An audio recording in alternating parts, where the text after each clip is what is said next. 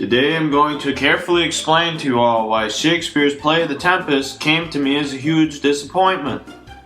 I'm going to try to be as objective and analytical as possible, but I can't guarantee that any biases against this book won't interfere with what I have to say. This review will examine various scenes of The Tempest, the logic, or lack thereof it, behind the playwright's mind, and the incoherent motives of the characters. But it will mostly focus on why the play was so boring and what Billy could have done to make it more understandable and interesting for the audience. So let's get on with it, shall we? The good thing is that Shakespeare commences The Tempest with an actual tempest. The play starts off in medias res, and Alonso the King of Naples, Prince Ferdinand, the crew, and these weirdos are all in serious trouble. And Ferdinand looks like he's about to pee his pants. Waves are rocking the boat vigorously, and disaster is imminent. Even Mr. Boat swaying. Haha, see what I did there? Boat swaying. Anyways, even the boat swaying reveals to us that there's no hope of living. And all the while we're thinking, hey, this might actually be a great and suspenseful play. And then boom! The ship blows up. And that's the end of The Tempest. Yeah, you heard me right. There isn't another Tempest for the rest of the entire play. So after reading 3 pages of the book, we've already gotten The Tempest over and done with? At least in other Shakespearean plays, we see the significance of the play's title throughout the time we're actually watching it. You know, Macbeth is about a tragically fallen hero named Macbeth. Othello is about another tragically fallen hero named Othello.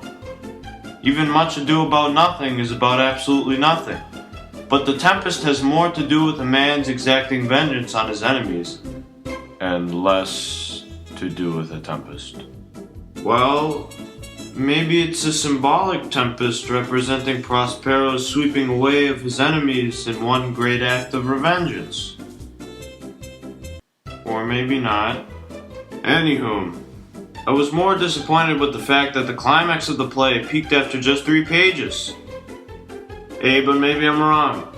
Let's see if there were any points in the play that could qualify as the climax. Well, there was that scene when Antonio and Sebastian nearly killed the king and Gonzalo. But while the dialogue between Antonio and Sebastian became more and more tense as Antonio gradually tempted Sebastian into killing Gonzalo, could this really be the climax of the play?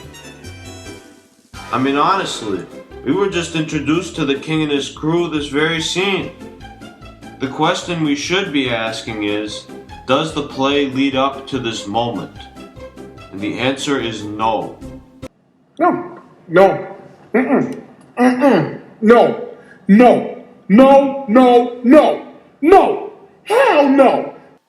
Even though we do feel bad or sympathetic towards Gonzalo and the king, and even though Shakespeare has depicted Gonzalo as a loyal and innocent old man, is the play really about these 2 characters? I mean, don't get me wrong, Gonzalo was my favorite character in this play next to Caliban. But the entire world seems to revolve around Prospero. But the main problem I have with this scene is the motives and the thinking of the characters. I understand the general motives of Antonio. He's a megalomaniacal tyrant who kicked Prospero out of Milan.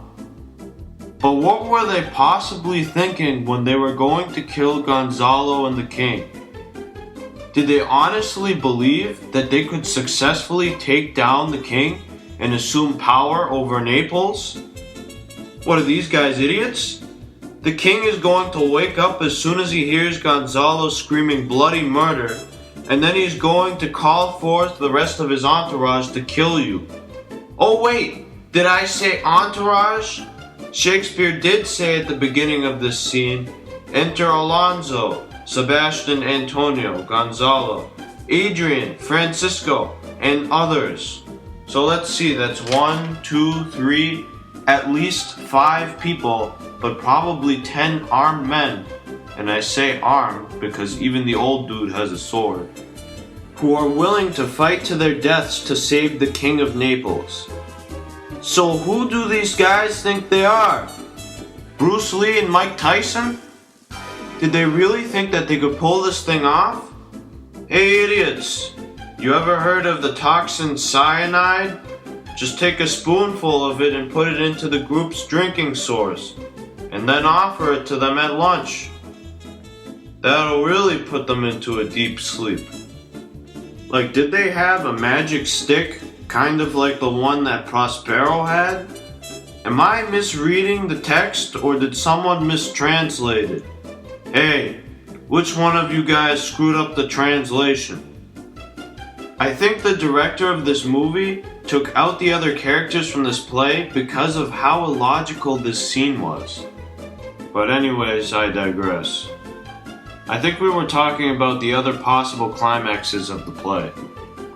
Well, all that we're left with is the plot conspired by Caliban, Trinculo, and Stefano to kill Prospero. I do agree that Caliban could honestly be a threat to Prospero when he says this. Books over the log, battle his call, a pelter with a stake, a weasel with a knife. Oh. But the goofy nature of these characters precludes the audience from taking the trio seriously. Plus, we do have to remember that although this is a very serious threat, these guys are still a bunch of wayward drunks. And while Trinculo, Caliban, and Stefano do get close to killing Prospero, the comical character of the three ends up making the audience root for them because of the light-hearted contrast that they bring towards an otherwise dull and stern story. So the conclusion is that there is no climax after the Tempest.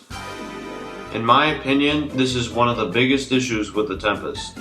As audience members, we were anticipating more action after watching the first scene, and then we were lulled to sleep by the anticlimactic moments and scenes of the rest of the play. Now, I do understand that this play is labeled as a comedy or a romance, but that doesn't mean that there shouldn't be any tense or suspenseful moments throughout the story. Movies like Beverly Hills Cop, Rush Hour, and Dodgeball were suspenseful at times despite their being comedies. And while one could argue that Beverly Hills Cop and Rush Hour are action movies more than comedies, Dodgeball has no violence in it at all. I mean, the closest thing to a weapon in Dodgeball was a wrench. If you can dodge a wrench, you can dodge a ball. What?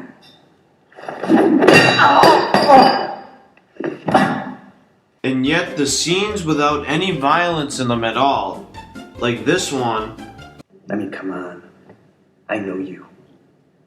You know you. And I know you know that I know you. Were much more climactic than this one. Now, what I'm suggesting to Shakespeare is that he could have incorporated more suspense into the Tempest to get the audience more emotionally involved. Let's take the love story, for example. No love story is good without any moments of tension. So what if Shakespeare had changed some of the plot and background story a little bit? What if the next heir to the throne was actually Sebastian or Antonio instead of the Queen of Tunis, who we never actually see throughout the play? First of all, there would be no need for senseless violence. And there would also be an opportunity for the playwright to connect these two completely previously irrelevant side stories together. So my idea is this. What if the king sent off Sebastian and Antonio to hunt for him, and the two men spotted Ferdinand with Miranda? Now, Sebastian and Antonio, being the greedy people that we clearly see they are, would try to assassinate Ferdinand in the night. Except Ferdinand recognizes the threat and then flees the scene with Miranda.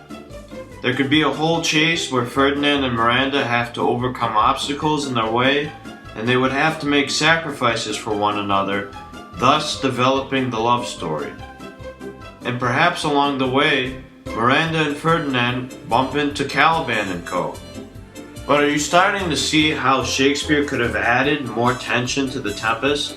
And do you see how connecting all of these individual stories might make the plot actually more exciting for the audience? I mean, you don't have to agree with me, but I honestly thought that these side stories were kind of boring and undeveloped. Well, that is, except for the scene with Caliban, Triculo, and Stefano. But if you think about it, the biggest obstacle in the entire love story was that Ferdinand had to carry a bunch of sticks. I mean, what the heck? Couldn't Shakespeare have been a little bit more creative on that one? Anywho, I could rant on about this play for hours, but I won't waste your time. I just thought it was important to identify a couple of iffy scenes and flaws within this play, so that we can start to analyze it from another perspective. You know, as important as it is to respect the works that we read, it's equally important that we voice out our opinions on them.